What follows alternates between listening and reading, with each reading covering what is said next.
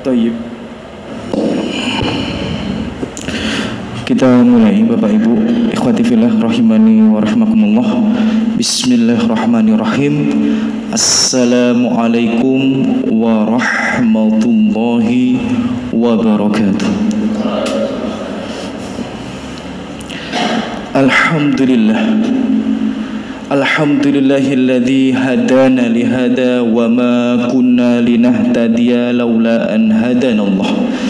Segala puji sesungguhnya hanya pantas, tidak bosan dan tidak henti kita panjatkan kepada Allah Jalla Jalaluh, yang telah memberikan kita hidayah, yang telah memberikan kita petunjuk, sehingga sampai saat ini, sampai malam hari ini kita masih bisa merasakan nikmatnya keimanan, nikmatnya keislaman, nikmatnya mengetahui dan mengamalkan bagaimana mentauhidkan Allah dengan sebenar-benarnya, mengetahui bahaya dan menjauhi daripada kesyirikan sejauh-jauhnya.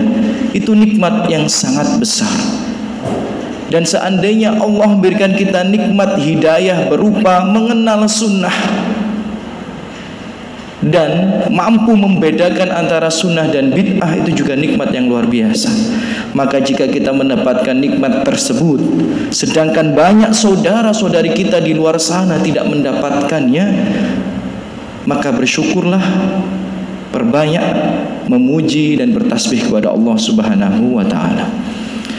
Bapak Ibu ikhwati fillah rahimani wa rahmakumullah, kami juga mengajak agar kita bersolawat kepada manusia yang paling baik, manusia yang paling mulia, manusia yang akan Allah berikan kesempatan untuk membukakan pintu surga, manusia yang kedudukannya di surga berada di surga yang paling tinggi bersama para nabi, manusia yang peduli kepada kita di hari kiamat, di saat semua manusia melupakan kita, bahkan pasangan kita sendiri, bahkan orang tua kita sendiri, bahkan anak-anak kita sendiri, saudara dan teman-teman kita lari meninggalkan dan melupakan kita. Tapi di saat itu Rasulullah SAW, Muhammad bin Abdullah, mendoakan dan terus memohon kebaikan kepada Allah Subhanahu wa ta'ala untuk kita semua. Maka salawat serta salam senantiasa tercurahkan kepada beliau. Allahumma salli wa sallim wa barik ala habibina al-Mustafa Rasulillah Muhammad bin Abdullah wa ala alihi wa ashabihi wa man tabi'ahum bil huda ila yaumil qiyamah, amma ba'd. Tayyib, ikhwati fillah, Bapak Ibu, saudara-saudariku rahimani wa rahimakumullah, yang saya mencintai antum semua karena Allah. Dan saya harap semoga selangkah demi langkah ya Allah memberikan kita petunjuk dan meningkatkan ketakwaan kita semuanya, dan berakhir dikumpulkan di surga Allah Subhanahu wa ta'ala. Amin ya rabbal alamin. Kami ucapkan jazakumullah khairan. Semoga yang hadir di sini Allah balas dengan sebaik-baiknya balasan. Allah angkat derajatnya dan menjadi sebab bergugurnya dosa di sisi Allah Subhanahu wa ta'ala.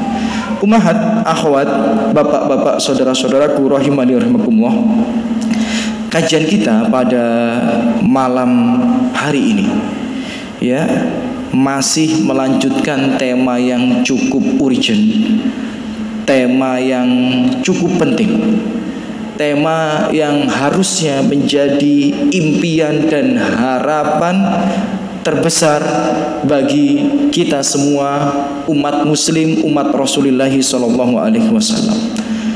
Tema kajian kita melanjutkan tema kajian sebelumnya adalah ya kiat bertetangga dengan Nabi di surga yang paling tinggi.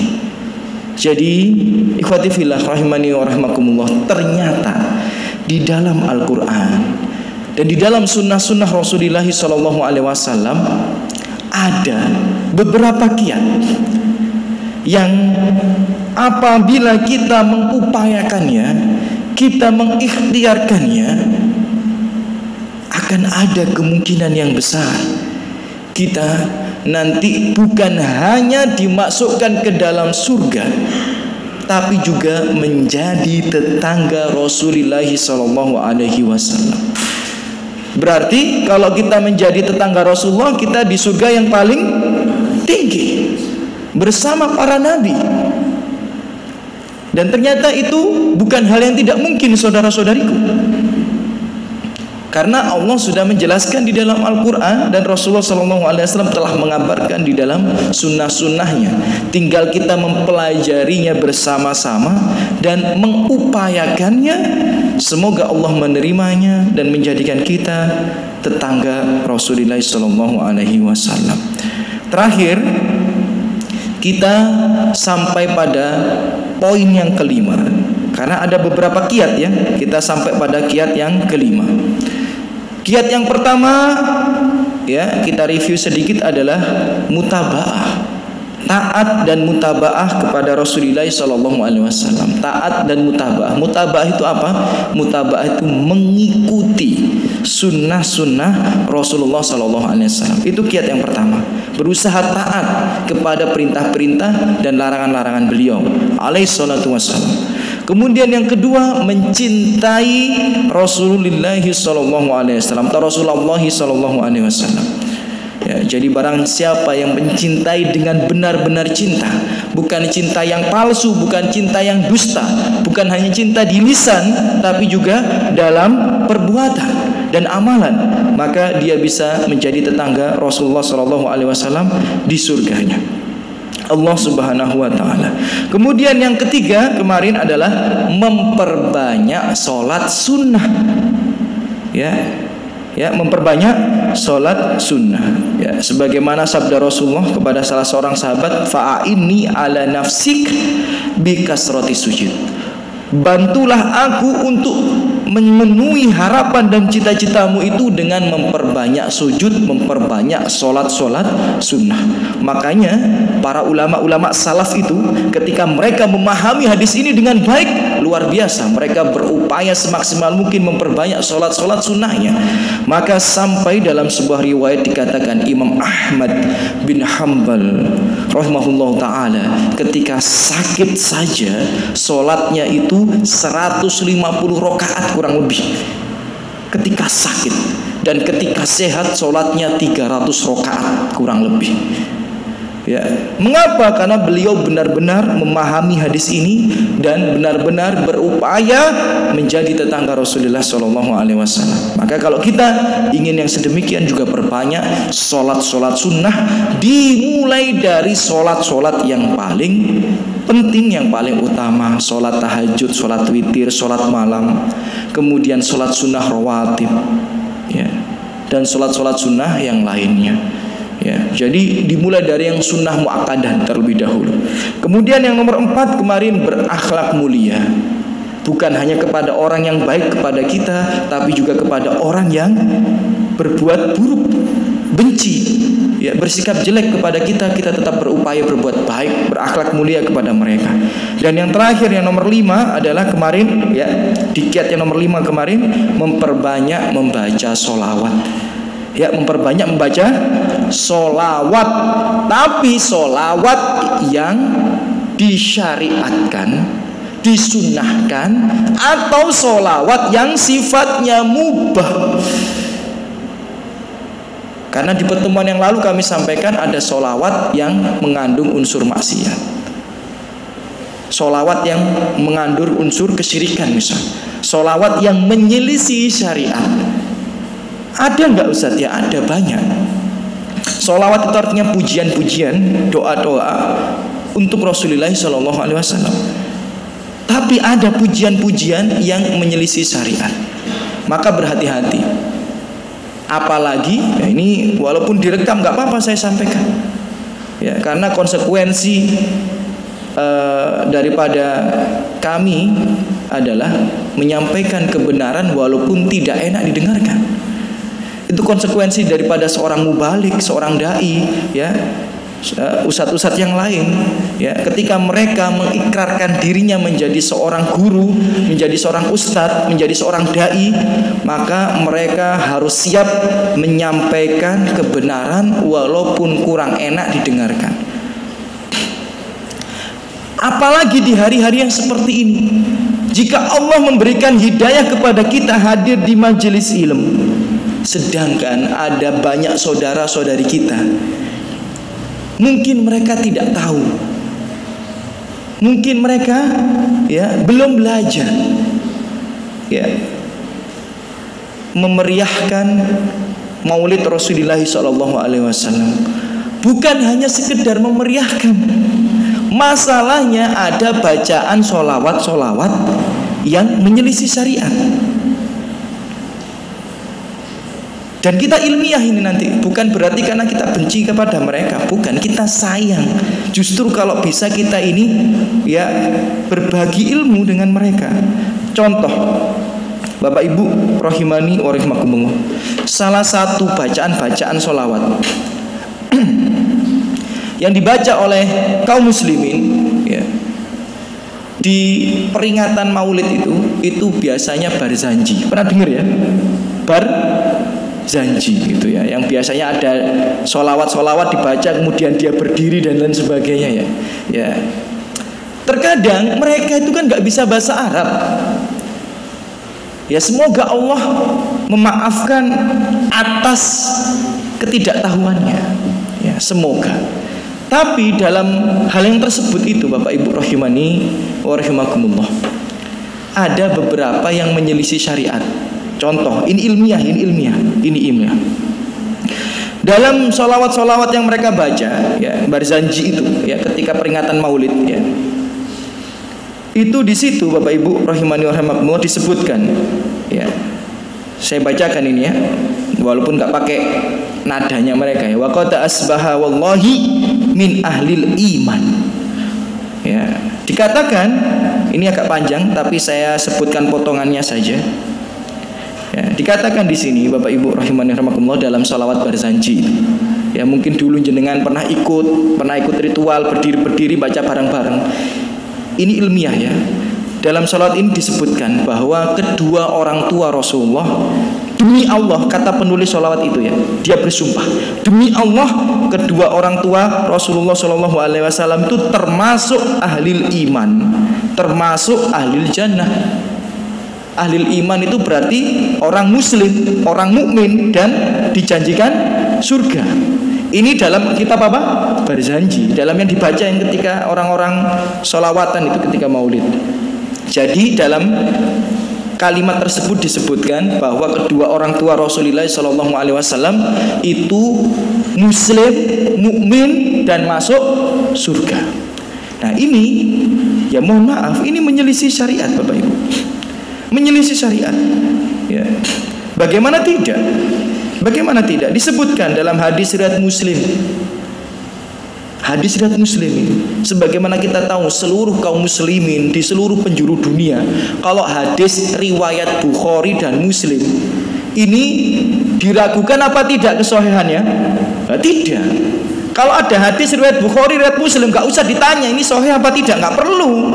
Kecuali hadis riwayat Tirmidzi, hadis riwayat Ahmad, hadis riwayat Abu Dawud, hadis riwayat Nasai, diteliti dulu sahih apa tidak. Tapi kalau hadis riwayat Bukhari dan Muslim udah pasti sahih. Dalam hadis riwayat Muslim dikatakan, hadis riwayat Muslim, ista'dantu Rabbi, aku pernah meminta izin kepada Rabbku Allah Subhanahu wa taala, an astaghfira, agar aku memintakan ampunan li ummi, untuk ibuku. Jadi ibu Rasulullah SAW sudah meninggal dan Rasulullah sudah menjadi nabi pada waktu itu. Rasulullah meminta izin kepada Allah, aku ingin meminta ampunan untuk ibuku, minta ampunan, ingin beristighfar untuk ibuku. Apa kata Rasulullah SAW? Hadis riwayat Muslim. Falam ya'dzanli, dan Allah tidak mengizinkan aku. Allah tidak mengizinkan aku. Wasta'dzantuhu, tapi aku minta izin kepada Allah Subhanahu wa taala an azura qabraha, agar aku diperbolehkan ziarah kuburnya. Maksudnya apa? Dulu ziarah kubur itu haram, tapi Rasulullah minta izin untuk menziarahi kuburnya. Maka Allah mengatakan, Rasulullah SAW mengatakan, fa'adinali, maka Allah mengizinkan aku. Maka sejak saat itu ziarah kubur hukumnya apa? Sunnah, boleh, mubah, bahkan berpahala jika ada beberapa poin yang kita kerjakan ketika kita ziarah kubur, menjadi sunnah. Tapi kenapa Rasulullah SAW dilarang, tidak diizinkan meminta ampunan kepada ibunya? Ya karena ibunya mati dalam keadaan kafir. Hadis riwayat Muslim. Tapi dalam sholawat barzanji itu disebutkan bahwa ibunya Rasulullah ahli iman dan layak untuk masuk surga. Bukan hanya ibunya, bapaknya juga. Lah ini ada hadis lainnya riwayat Muslim. Hadis riwayat Muslim lagi. Anna rajulan, ada seorang laki-laki, qol, berkata, ya Rasulullah, aina abi, wahai Rasulullah, di mana ayahku? Jadi dia mendatangi Rasulullah, tanya, bapaknya itu sudah meninggal. Maksudnya tempat ayahku nanti di akhirat itu di mana? Qala, Rasulullah SAW berkata, Rasulullah SAW, finnar, bapakmu tempatnya di neraka.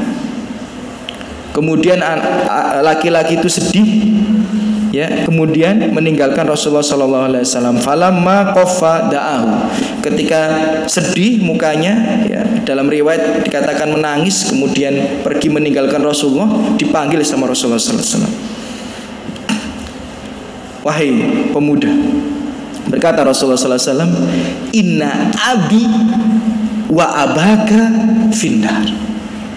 Inna abi wa abaka finnar. Hadis riwayat Muslim, bukan riwayat Armedi, bukan.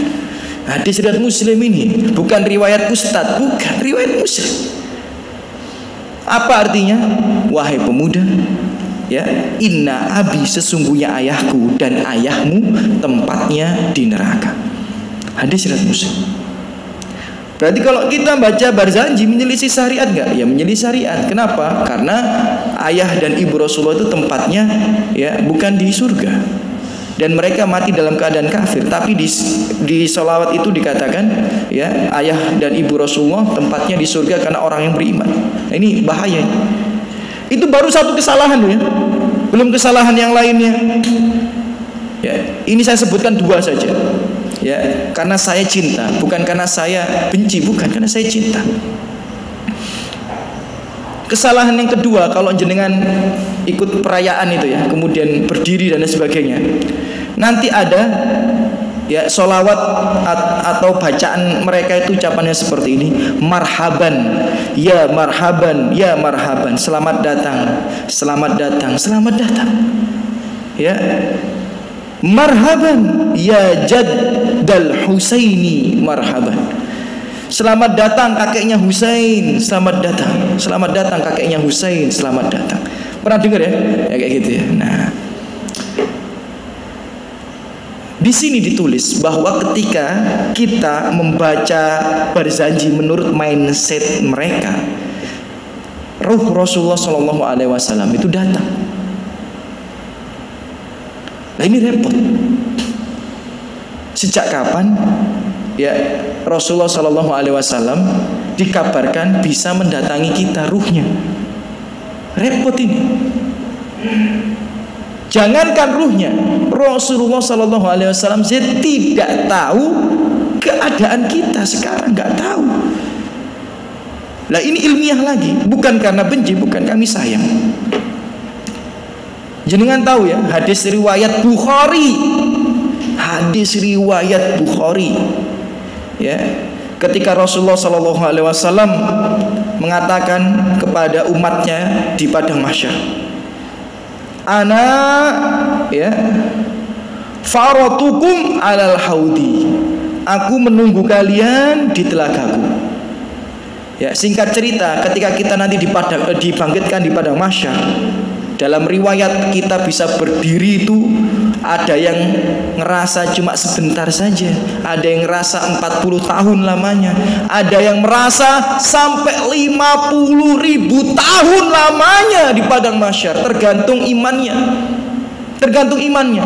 tapi kemudian Rasulullah SAW berdoa meminta kepada Allah Subhanahu Wa Taala agar berdiri di padang mahsyar itu dicukupkan. Maka dicukupkan, ya. Kemudian setiap umat bergegas ke telaganya nabinya masing-masing, ke telaga nabinya masing-masing. Maka Rasulullah mengatakan kepada umatnya, ana faratukum alal haudi, aku menunggu kalian di telagaku, kata Rasulullah sallallahu alaihi wasallam. Hadis sahih riwayat Muslim, riwayat Bukhari. Maka ketika Rasulullah sallallahu alaihi wasallam udah duluan nunggu di telaga beliau, telaga yang paling besar di antara telaga para nabi yang lainnya, berbondong-bondong umat Rasulullah sallallahu alaihi wasallam datang. Dan tidak sedikit, bahkan banyak di antara mereka dihalang-halangi oleh malaikat untuk bisa meminum telaga Rasulullah sallallahu alaihi wasallam. Kemudian Rasulullah mengatakan, "Ya Rabb, ashabi." Ya Rabb, kenapa kau halangi mereka? Mereka itu teman-temanku, mereka itu umat-umatku. Fayuqol, dikatakan pada Rasulullah sallallahu alaihi wasallam, innaka la tadri, wahai Muhammad, sesungguhnya engkau tidak tahu. Sesungguhnya engkau tidak tahu, wahai Muhammad, dan sesungguhnya engkau tidak tahu, Nabi Muhammad itu tidak tahu apa yang terjadi di dunia ini sekarang. Tidak tahu. Wa innaka la tadri ma ahdasu ba'daka, apa yang mereka kerjakan daripada bid'ah-bid'ah sepeninggalmu. Hadis riwayat Bukhari. Jadi Rasulullah tidak tahu apa yang terjadi pada umatnya sekarang. Sedangkan di Barzanji itu dikatakan bahwa ruhnya Rasulullah SAW itu bisa datang ketika dibaca sholawat tersebut, ketika peringatan apa? Maulid. Ngapain ruhnya Rasulullah datang nemuin kalian yang suka joget-joget gitu loh? Ngapain ruhnya Rasulullah datang nemuin manusia-manusia yang banyak di antara mereka nggak sholat, suka maksiat, sholawatan campur baur, laki-laki dan perempuan joget-joget? Ngapain? Sedangkan Fatimah saja yang sakit, wanita yang paling dicintai oleh Rasulullah SAW daripada anak-anaknya, nggak didatangi. Kita semua tahu sejarahnya Fatimah meninggal itu bagaimana. Fatimah itu meninggal 6 bulan setelah Rasulullah SAW meninggal. Kenapa? Karena saking rindunya dengan Rasul, gak kuat. Kerinduan yang begitu mendalam pada Rasulullah SAW, saking cintanya kepada ayahnya, saking rindunya kepada ayahnya, Fatimah itu akhirnya sakit-sakitan. Sakit-sakitan kemudian meninggal. Seandainya ruh Rasulullah itu bisa datang, coba antum pikir dengan logika. Ayo kita pikir dengan logika ya. Ya, kita pikir dengan logika. Seandainya ruh Rasulullah itu bisa datang ke dunia, Rasulullah milih mana? Jenguk anaknya yang sakit atau nemuin antum? Nah ini seandainya coba ayo kita pikir bareng-bareng ya. Fatimah dalam sebuah riwayat dikatakan wanita yang akan menjadi pemimpin di surga. Ibu-ibu, nanti kalau insya Allah jenengan masuk surga, jenengan akan dipimpin oleh Fatimah radhiyallahu anha. Fatimah itu salah satu penghulu surga nanti, pemimpin-pemimpin di surga. Jadi jenengan nanti kalau diarahkan, ya, jenengan diinstruksikan, salah satu penginstruksi, pengarah yang ada di surga nanti adalah Fatimah radhiyallahu anha. Wanita yang dijamin surga, bukannya dijamin surga, menjadi pemimpin ibu-ibu nanti di surga. Dan wanita yang sangat dicintai oleh Rasulullah SAW dan cinta sekali pada Rasulullah SAW. Pertanyaannya, cinta kita dengan cintanya Fatimah besar mana kepada Rasulullah? Bukan berarti merendahkan cinta antum dan cinta saya ini, bukan. Tapi Fatimah pasti lebih cinta pada Rasulullah daripada kita. Karena Fatimah anaknya, umatnya, sahabatnya, dan wanita yang memiliki kedudukan yang sangat tinggi, bahkan paling tinggi nanti di antara 4 wanita itu di surga. Sakit Sakarat gara-gara saking rindunya dengan Nabi. Kalau seandainya ruh Nabi itu bisa datang, kira-kira jenguk Fatimah apa jenguk kita? Ya jenguk Fatimah lah. Ngapain jenguk kita? Apalagi keliling se-Indonesia. Di Mojokerto ada berapa orang? Ya berapa majelis itu? Ya pasti akan memilih menjenguk Fatimah, memberikan nasihat biar nggak terlalu sedih dan sebagainya. Tapi adakah riwayat yang menjelaskan ruhnya Rasulullah datang menemuin Fatimah? Nggak ada satu. Kok ada seorang Habib tuh, saya lihat di video, katanya ada beberapa Habib dan Syekhah yang lain, kalau lagi pusing tinggal menyendiri di dalam kamar, doa ruhnya Nabi langsung datang. Astagfirullah. Kok antum masih percaya dengan cerita-cerita seperti itu? Nemen. Buat apa antum kuliah? Buat apa antum sekolah dulu? Ya kalau sama cerita-cerita seperti ini antum percaya, buat apa? Ya kok bodoh sekali kita dia dikadalin dengan cerita-cerita dongeng seperti itu. Ya bagaimana mungkin ya manusia biasa palanya puyeng masuk kamar berdoa ruhnya Nabi datang? Walah. Dan antum masih percaya? Walah, buat apa Allah ngadu gerakan otak kepada kita nih kalau gak digunakan untuk berpikir? Ya. Itu diantara bukti bahwa tidak semua sholawat itu baik. Maksudnya sholawat yang dibaca oleh kaum muslimin tidak semuanya baik.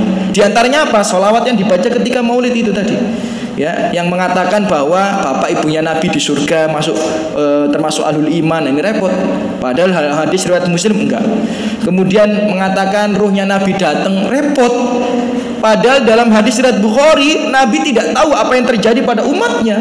Berarti kan seandainya ruhnya datang, ruhnya bisa mantau kita, Nabi tahu akan keadaan kita. Tapi Nabi tidak tahu, itu menunjukkan memang tidak melihat kita. Bapak Ibu rahimani rahimakumullah. Ya.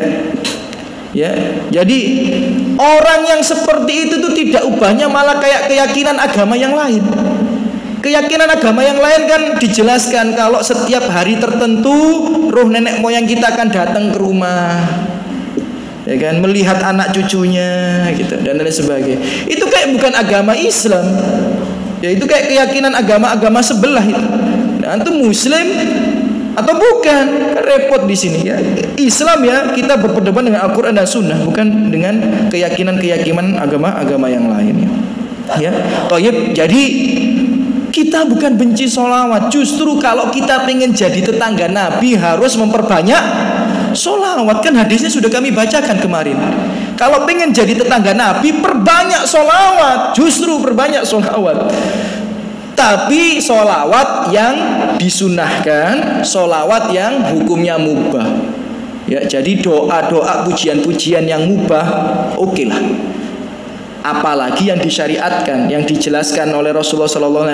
Kalau pengen sholawat contohnya seperti ini malah lebih utama. Ya, jadi yang nomor 5 ya kemarin itu adalah memperbanyak membaca sholawat yang disyariatkan dalam kurung ya, yang disyariatkan atau yang hukumnya mubah. Nah, sedangkan mohon maaf banyak di antara saudara-saudari kita mungkin mereka nggak bisa bahasa Arab dan tidak tahu menahu, ternyata sholawat-sholawat yang mereka baca itu ya bertentangan dengan ya syariat, bisa masuk unsur kategori maksiat, bahkan bisa masuk unsur kategori syirik. Ya, bahkan di sini sampai ada beberapa ulama menulis beberapa kesalahan-kesalahan daripada sholawat-sholawat barzanji itu. Misal disebutkan di sini ruhnya Nabi itu bisa berpindah dari satu jasad ke jasad yang lainnya. Gimana ini maksudnya? Bingung. Memang seperti itu. Ya, dalam sholawat barzanji kan disebutkan wa mazala nurul mustafa nakilan minat toyib al-atqa li tohir ardanin. Jadi tidaklah nurnya Nabi itu berpindah dari hati orang yang bersih ke hati orang yang bertakwa ke hati. Maksudnya apa ini? Nurnya Nabi itu apa itu?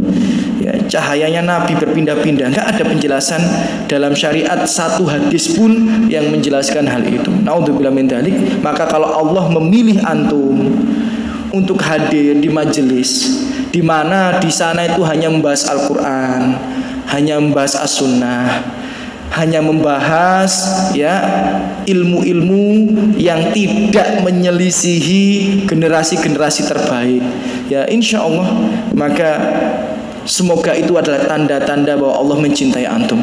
Karena man yuridillahu bihi khairan yufaqihu fiddin. Allah itu kalau mencintai seseorang, Allah akan arahkan dia, Allah akan pahamkan dia dalam urusan agamanya. Maka bersyukurlah, karena banyak sekali di antara saudara-saudari kita tidak mendapatkan nikmat itu. Gak bisa membedakan apa itu sunnah, gak bisa membedakan apa itu bid'ah, apa itu tauhid, apa itu syirik. Padahal mereka sama-sama merindukan surga seperti kita. Padahal mereka mungkin kalau bersedekah lebih luman daripada kita, lebih dermawan daripada kita. Padahal mereka ketika berbakti pada orang tuanya mungkin lebih berbakti kepada kita kepada orang tuanya daripada kita.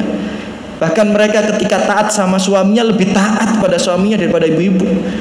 Bahkan mereka ketika penyayang, pengayom kepada istri dan anak-anaknya lebih baik daripada kita semua.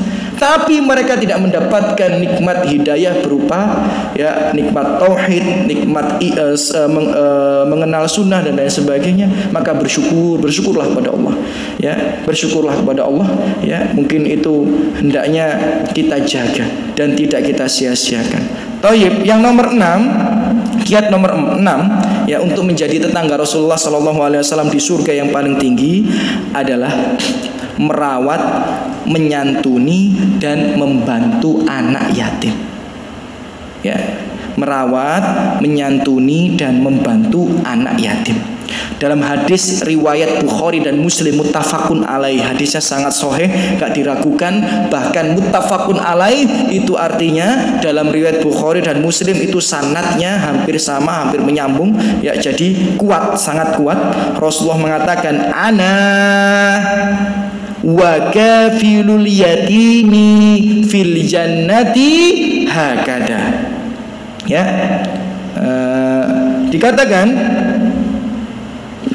saya, kata Rasulullah SAW, dan orang yang merawat anak yatim, kafilul yatim. Kafilul yatim itu merawat, menghabiskan sebagian waktunya peduli kepada anak-anak yatim, menghabiskan sebagian hartanya untuk memenuhi kebutuhan anak-anak yatim. Maka kata Rasulullah SAW, nanti di surga seperti ini, seperti ini. Ya, maksudnya apa? Ya, jaraknya itu seperti jarak jari telunjuk dengan jari tengah, maksudnya dekat sekali. Ya, saya dengan orang-orang yang merawat, peduli, menyantuni, membantu anak yatim itu di surga nanti seperti ini, kata Rasulullah. Jadi jaraknya sangat dekat.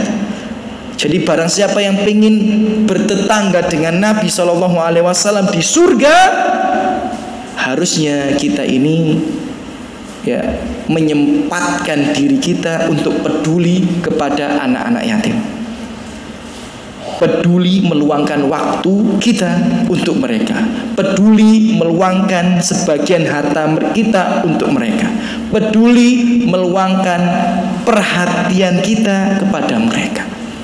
Ya, maka di surga nanti bisa jadi tetangga Rasulullah SAW.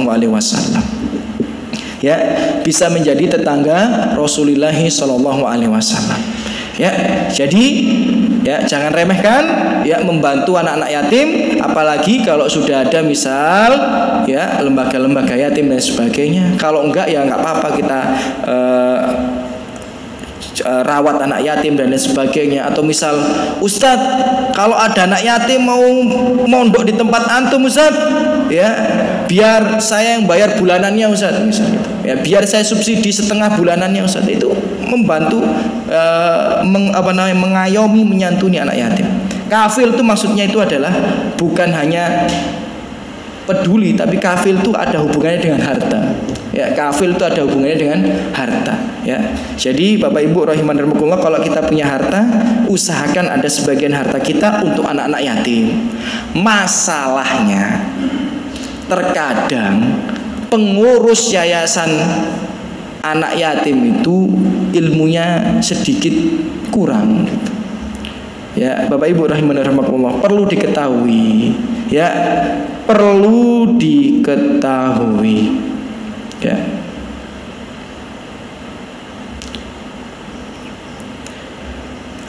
Yatim, ya, dalam bahasa Arab yang dimaksud yatim, al yatimu finnasi, ya, min kibalil ab, ya, wa fil bahaimi min kibalil wala yuqalu liman faqadal minan nasi yatimun. Secara bahasa, Bapak Ibu rahimani wa rahimakumullah, makna yatim itu adalah manusia yang ditinggal mati bapaknya. Saya ulang ya, ditinggal apa? Mati, bukan ditinggal kabur. Ya, bukan ditinggal apa? Ditinggal kabur. Kalau bapaknya kabur itu bukan yatim, itu namanya tidak bertanggung jawab. Tapi bukan yatim, jangan dipaksa. Ini yatim ini, bukan, dia bukan yatim.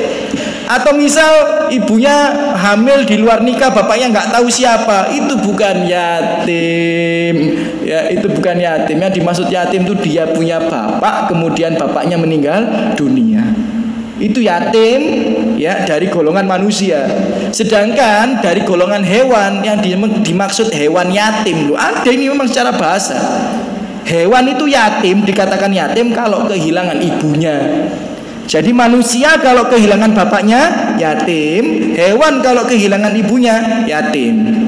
Dikatakan jika ada seorang manusia yang kehilangan ibunya tidak dinamakan yatim. Jadi kalau ada, Ustadz, saya bisa titip anak yatim nggak? Oh iya. Gimana keadaannya? Oh itu, bapaknya nggak tahu kemana, ibunya sudah meninggal. Itu bukan yatim. Karena yang dimaksud yatim itu bapaknya yang meninggal. Ya. Kalau ibunya yang meninggal bukan yatim. Ya. Lah terus bagaimana Bapak Ibu rahimani rahimakumullah? Ya berarti dia bukan masuk kategori yatim. Kalau kita menyantuni mereka, berarti kita menyantuni orang yang membutuhkan, bukan menyantuni yatim. Terkadang ada beberapa pengurus yatim, orang datang, Ustadz, ya misal ke pengurus lembaga yatim piatu, Ustadz, saya titip Ustadz uang 2 juta untuk anak yatim. Ini salah kaprah. Padahal yang ada di situ bukan hanya anak yatim, juga ada anak yang ditinggal kabur orang tuanya. Yatim apa bukan? Bukan. Maka sebagai pengurus lembaga yatim piatu misal, kalau ada orang ngomong seperti itu, Ustadz ini uang 2 juta buat anak yatim, jangan diterima. Tahan dulu, bilang yang kami urus bukan hanya anak yatim, yang kami urus adalah yatim dan duafa. Boleh nggak uang ini buat yatim dan duafa? Kalau dia bilang boleh, baru kelola. Kalau tidak, ya berarti jenengan hanya boleh mengelola uang itu untuk anak yatim. Kalau itu uang 2 juta, misalnya ada beberapa teman kemarin itu ya ngemong 6 anak. Ternyata dari 6 anak itu yang yatim cuma 1, yang 5 membutuhkan. Lah ini kalau ada uang 2 juta untuk anak yatim diberikan kepada semuanya, ini masuk jatuh pada dosa besar. Coba antum googling nanti. Salah satu dosa besar itu adalah mengkonsumsi harta anak yatim. Yang harusnya 2 juta itu untuk 1 anak tadi, dikasihkan juga ke 5 anak tadi, berarti ini masuk mengkonsumsi harta anak yatim, dosa besar. Makanya ilmu itu penting. Niat baik saja tidak cukup. Belum berhenti di situ. Dalam makna yatim dikatakan al-yatimu bi annahu man mata abuhu wa huwa dunal bulugh. Yang dimaksud yatim adalah anak yang ditinggal mati bapaknya ketika dia belum balik. Li hadisin, ya, berdasarkan hadis la yutma ba'da ihtilam, tidak masuk kategori yatim siapa yang sudah mimpi basah. Mimpi basah berarti masuk kategori apa? Balik. Jadi kalau yang dikelola anaknya wis SMP, anak yatim apa bukan ini? Bukan. Kalau kita bantu mereka berarti kita bantu anak yang membutuhkan, bukan anak yatim. Nah, ini ada kisah lucu nih. Ini serius ini, wallahi ada kisah lucu nih, ya.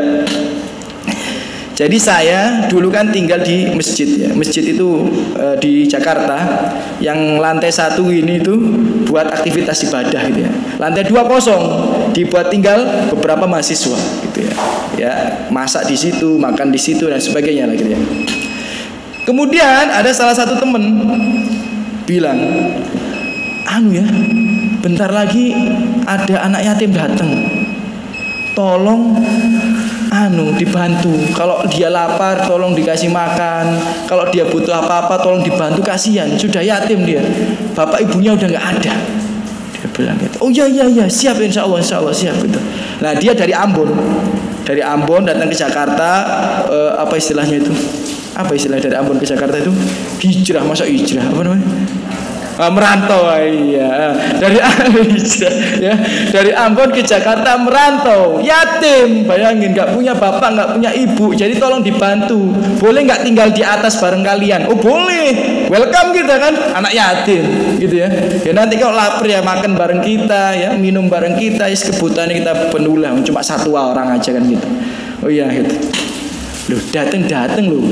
Brewoke lu dawa tuh aku. Datang lu jenggotnya lu lebih panjang dari saya. Ini gimana ini?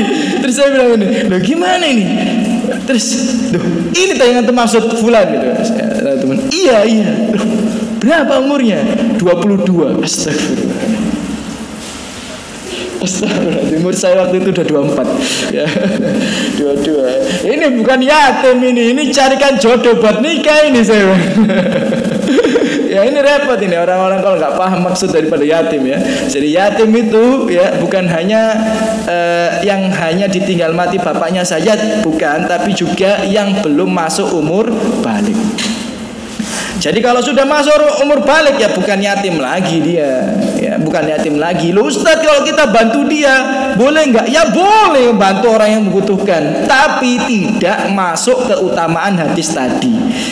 Karena hadis tadi adalah yang menyantuni anak yatim. Kalau sudah balik ya berarti tidak masuk kategori hadis tadi.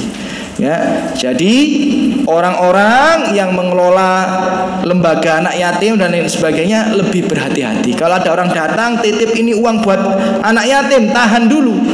Karena saya lihat beberapa lembaga anak yatim itu udah pada SMP semua.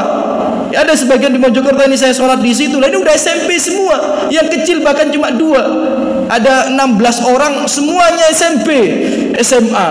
Ya, yang SD paling cuma 2 orang. Nah ini berarti bukan anak yatim yang lainnya ini ya. Jadi yang seperti itu ya, walaupun namanya Darul Aitam ya, namanya itu rumah anak yatim ya, di mana-mana kan ada ya Darul Aitam di mana-mana ya. Tapi belum tentu yang tinggal di situ semuanya yatim. Bisa jadi mantan anak yatim gitu ya, tapi mantan gitu, bukan yatim lagi dia.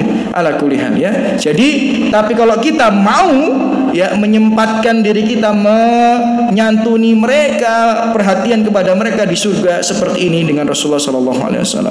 Kemudian yang nomor 7, memperbanyak doa. Ada sebuah doa. Nah ini kayaknya jenengan nanti harus googling ini ya.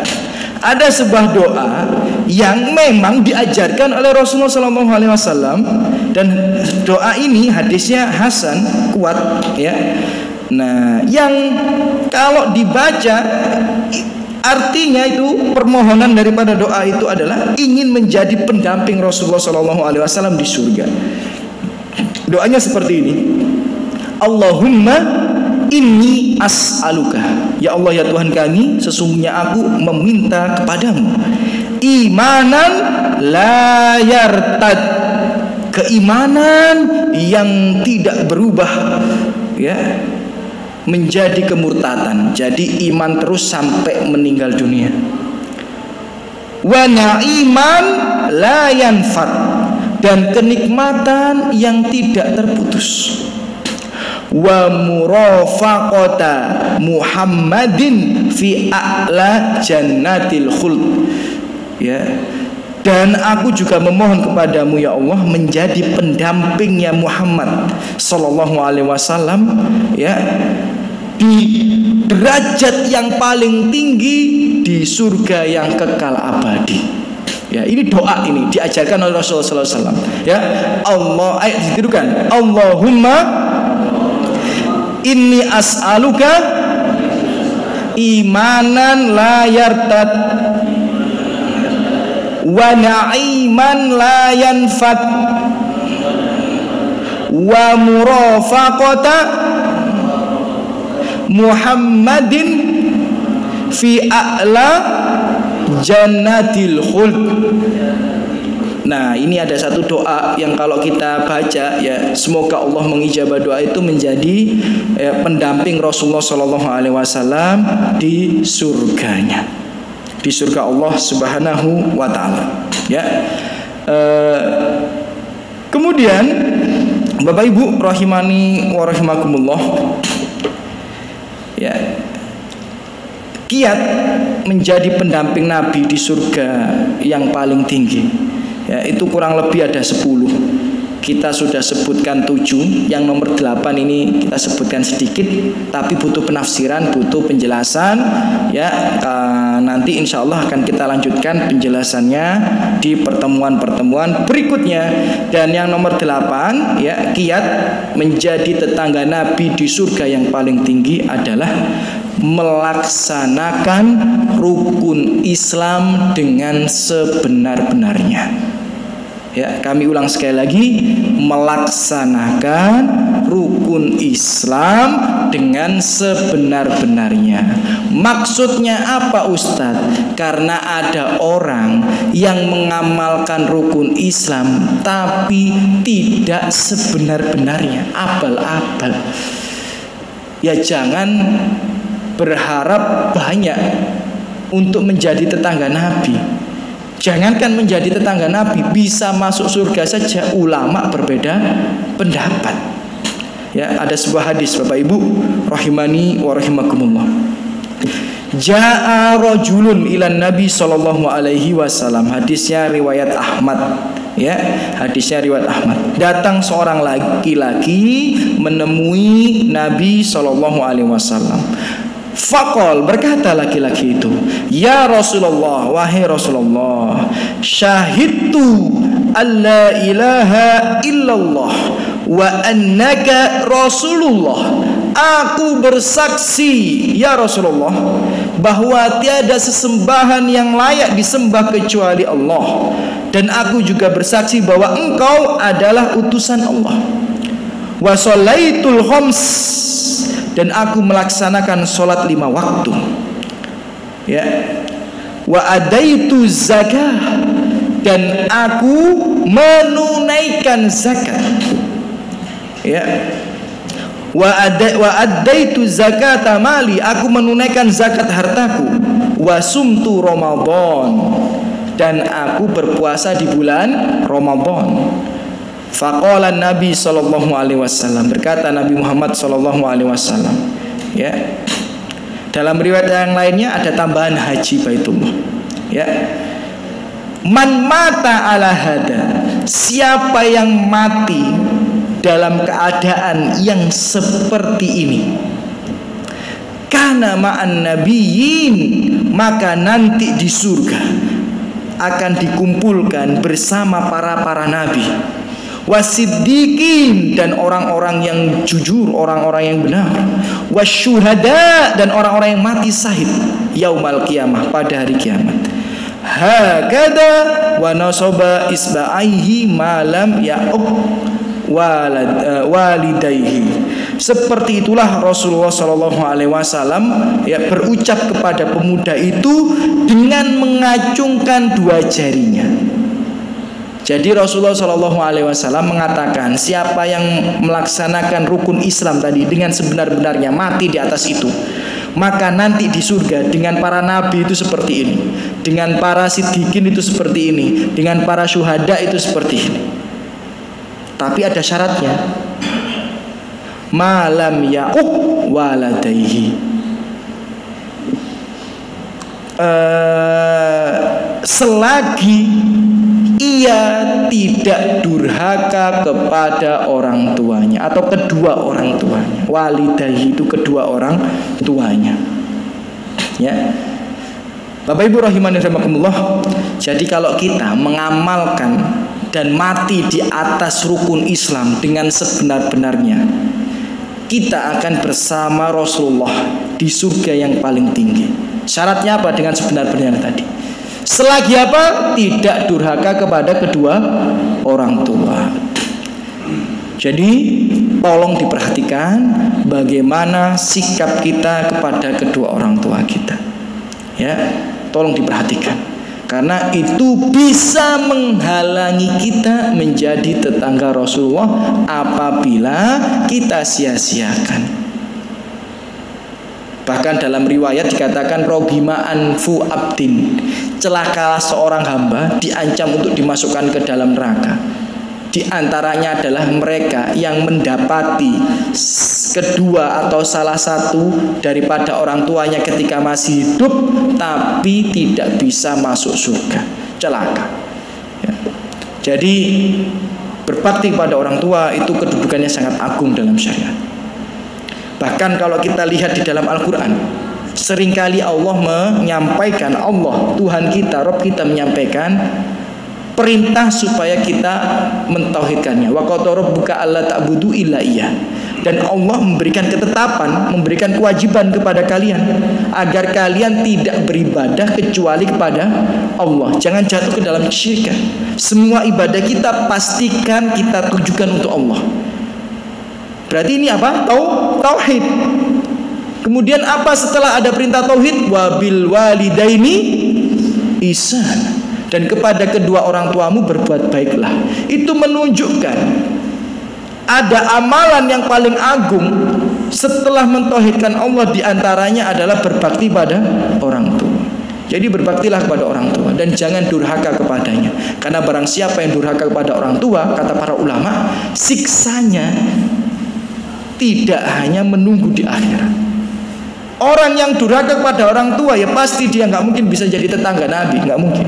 Bahkan siapa yang durhaka kepada orang tua diancam untuk tidak bisa masuk surga dan diadab dalam neraka. Ya. Apalagi dibarengi dengan kufuran, kesyirikan dan sebagainya. Ya. Dan ternyata Bapak Ibu, salah satu dosa yang kata para ulama, musibah dan adab Allah itu nggak usah nunggu di neraka, adalah durhaka pada orang tua. Jadi kalau jenengan nanti belajar, ada beberapa dosa yang adabnya bukan hanya di akhirat, diakhirkan di akhirat, tapi dunia akhirat. Di dunia itu sudah diadab. Apa diantaranya? Durhaka pada orang tua. Antum perhatikan saja, orang yang durhaka pada orang tuanya hidupnya pasti berantakan. Kalau nggak punya masalah dengan pasangannya, suami atau istrinya, pasti ada punya masalah dengan anak-anaknya. Kalau nggak gitu punya masalah dengan tetangganya. Kalau nggak gitu ada masalah dengan teman dekatnya. Kalau nggak gitu diuji dengan penyakitnya. Kalau nggak gitu diuji dengan musibah yang terus menerus. Hidupnya nggak tenang, berantakan. Antum perhatikan saja, nggak ada ceritanya orang durhaka pada orang tua hidupnya enak di dunia, nggak ada ceritanya, nggak ada ceritanya. Bahkan orang yang berbakti pada orang tua walaupun dia kafir, hidupnya pasti enak di dunia. Tapi kan orang kafir itu kata Allah, kalau dia berbuat baik akan dibalas dengan kebaikan. Di mana? Di dunia. Tapi di akhirat enggak. Nah, jadi orang kafir itu kalau dia berbuat baik di dunia ada balasannya di dunia, tapi di akhirat ya enggak. Ya, makanya orang kafir yang berbakti pada orang tuanya biasanya hidupnya enak. Ya, Kita yang durhaka pada orang tua, nggak akan enak hidup kita. Perbaiki hubungan kita dengan orang tua kita. Ustadz, orang tua saya Ustadz nggak jelas misalnya. Ya. Nggak ada perintah dari Allah Subhanahu Wa Taala berbaktilah kepada kedua orang tuamu jika mereka baik. Nggak ada. Mereka baik atau tidak, kita tetap wajib berbakti pada orang tua. Wajib. Ada orang datang ke saya bertanya, Ustadz, saya dari kecil bayi procot bahasa kasarnya, langsung dititipin ke nenek saya, orang tua saya pergi meninggalkan saya. Ketika saya dewasa, saya cukup mampu, ya kan, tiba-tiba kedua orang tua saya datang, minta bantuan finansial, minta perhatian sebagainya. Bagaimana sikap saya? Padahal baru lahir itu Ustadz, saya langsung dititipin ke nenek saya. Maka saya jawab kepada dia, perintah berbakti kepada orang tua itu bukan karena timbal balik kebaikan. Kita berbakti kepada orang tua pun bukan karena mereka baik kepada kita, bukan, tapi karena perintah Allah. Mereka baik atau tidak, kita tetap diwajibkan berbakti pada mereka. Jadi kita berbakti kepada mereka itu bukan karena kita dulu itu diemong, kita dulu disekolahkan, kita dulu diceboki, kita dulu dirawat, kita sakit diobati, bukan gara-gara itu, bukan. Karena perintah Allah. Karena perintah Allah. Cukup status mereka menjadi orang tua kita, cukup menjadi alasan bagi kita untuk berbakti kepada mereka, walaupun seburuk-buruk akhlak dan adab mereka. Dalam sebuah cerita, seorang syekh di Saudi bercerita. Ya, ini cerita ini disampaikan oleh seorang dokter.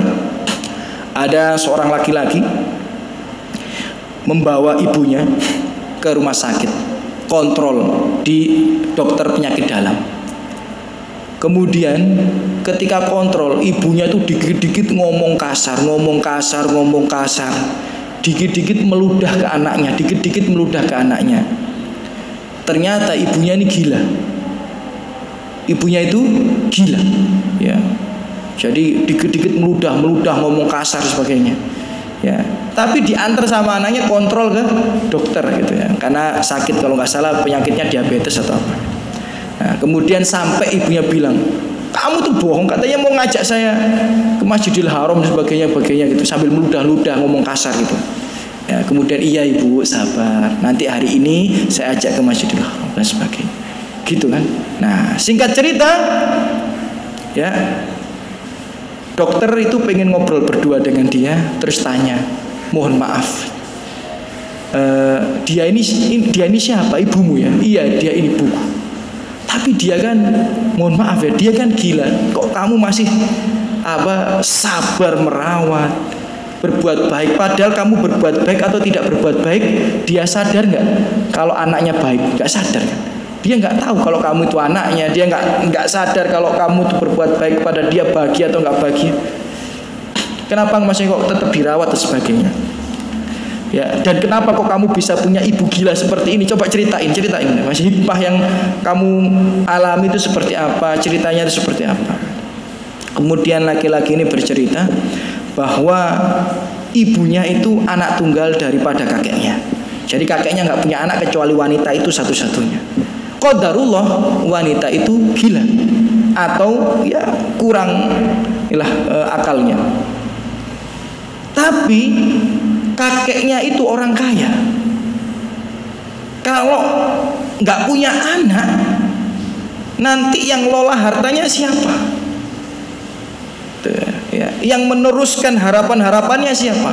Akhirnya dia ya menikahkan anaknya dengan seorang laki-laki. Laki-laki itu dibayar. Semua fasilitas kamu dapat, tapi kamu nikah sama anakku, kamu sabar dengan anakku dan berikan aku cucu. Ya, dan akhirnya benar, anaknya hamil, ya, kemudian melahirkan, ya, jangkap 1 tahun ditinggalkan sama suaminya tadi, cerai. Nah, punyalah cucu seorang anak laki-laki. Maka dibesarkan oleh kakeknya, ya, diajari adab sebagainya, dan dia bilang kepada dokter itu, ya, aku berbuat baik kepada ibuku, ya, bukan karena kebaikannya kepadaku, bukan, tapi karena perintah Allah Subhanahu wa ta'ala. Jadi Bapak Ibu, berbuat baik kepada orang kalau hanya karena dia sebagai seorang manusia berat. Ibu berbakti pada suami ibu hanya karena kebaikan suami ibu berat. Suami ibu itu banyak kurangnya, bahkan mungkin banyak kurangnya daripada plusnya. Mungkin kita ini ya. Banyak sekali kita ini mengecewakan istri kita, sering kali. Tapi kalau istri kita dituntut berbuat baik hanya karena kebaikan kita, ya berat. Maka lakukan bakti ibu kepada suami ibu karena Allah. Karena kalau berbuat baik kepada suami karena Allah jadi ringan. Tapi kalau karena suami baik kepada kita, ya berat. Karena suami kadang-kadang gak baik sama ibu. Sama kita juga seperti itu. Sabar terhadap istri bukan hanya karena dia istri kita, bukan hanya karena dia peduli pada kita, bukan, tapi karena perintah Allah, wa asiruhunna bil ma'ruf. Wahai para suami, berlemah lembutlah engkau pada istrimu, pedulilah kepada dia, perhatikanlah urusan-urusannya. Ini perintah siapa? Allah. Kalau kita berbuat baik kepada istri hanya karena sikap istri kepada kita berat, kadang-kadang istri kita ngomongnya tinggi, kadang-kadang istri kita nggak peduli dengan hajat kita, kadang-kadang istri kita lalai kewajibannya, males kita berbuat baik kepada istri. Tapi kalau kita berbuat baik karena Allah, semuanya akan mudah ya. Jadi insya Allah di pertemuan berikutnya kita akan membahas rukun Islam, penjelasan-penjelasannya. Tapi ingat, jangan sampai diiringi dengan durhaka kepada orang tua. Karena durhaka orang tua itu menghalangi kita untuk menjadi tetangga Rasulullah, bahkan bisa menyusahkan kita untuk masuk ke dalam surganya. Aku qouli hadza, mungkin itu yang bisa saya sampaikan pada kesempatan malam hari ini. Tidak terasa ya, hampir 1 jam kita bersama. Apabila ada salah kata dan sikap itu murni dari kekurangan saya dan bisikan syaitan, lebihnya dari taufik Allah Subhanahu wa taala. Alhamdulillah, salatu wassalamu ala Rasulillah. Semoga yang hadir di sini Allah balas dengan sebaik-baiknya balasan. Allah angkat derajatnya, Allah limpahkan rahmat rezekinya. Yang memiliki hutang dimudahkan untuk melunasi semua hutang-hutangnya, diangkat derajatnya. Dan semoga semua masalah, musibah, penyakit yang menimpa diri kita maupun keluarga kita diangkat semua oleh Allah Subhanahu wa taala. Dan semoga Allah Subhanahu wa taala memberikan kita taufik sehingga kita dimudahkan dalam ketaatan. Allah berikan kita hidayah sehingga kita terus terbimbing di atas kebenaran. Dan semoga Allah hadiahkan kita berupa husnul khotimah dan dikumpulkan di surga Allah Subhanahu wa taala. Amin ya rabbal alamin. Kita tutup dengan doa kafar majelis. Subhanakallahumma bihamdika asyhadu an la ilaha illa anta astaghfiruka wa atubu ilaik. Assalamualaikum warahmatullahi wabarakatuh.